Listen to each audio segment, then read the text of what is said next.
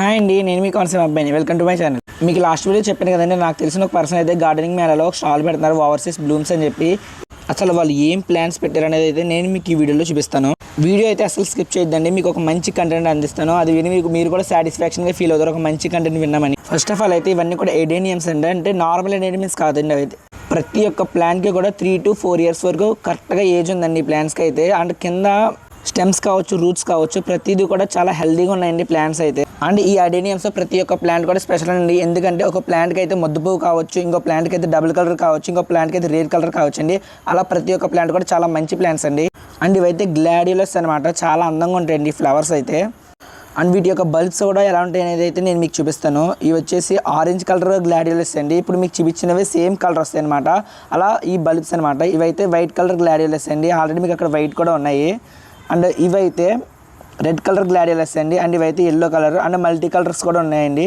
ఇవైతే కూడా multi colours అంట. ఇవన్నీ కూడా గ్లాడియోలస్కి సంబంధించిన బల్బ్స్ అండి.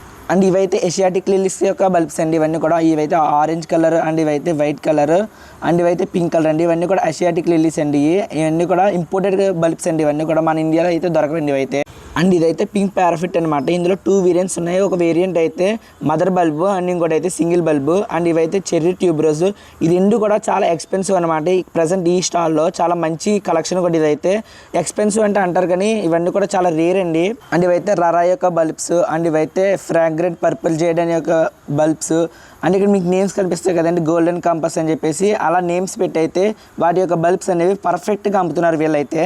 అండ్ మెయిన్లీ గుర్తుపెట్టుకోండి, ఇవన్నీ కూడా ఇంపోర్టెడ్ బల్బ్స్ అనమాట, మన ఇండియాలో అయితే దొరకవు. ఇవన్నీ కూడా థాయిలాండ్ నుంచి తెప్పించిన ఇంపోర్టెడ్ బల్బ్స్. అండ్ ఈ డబుల్ మెరీ కావచ్చు అండ్ ఇవి రరాయ్ కావచ్చు.